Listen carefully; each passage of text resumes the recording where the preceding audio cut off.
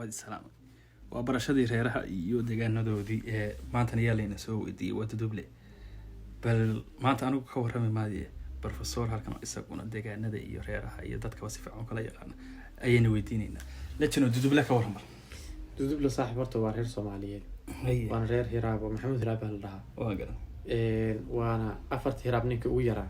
magacan habar gidir oo Soomaalidu maqashayna waa ninkii yani wata asag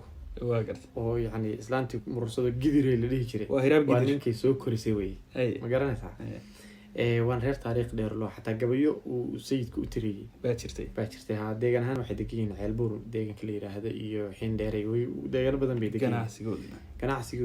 waa reer kala dhihi karo Soomaalida waa number 1 ganacsiga xaqiisa waxa leedahay reer ka dhigaan waxa aad iyo aad iska rinta xaqiisa Telesom iyo Hormuud iyo Golis iyo waxa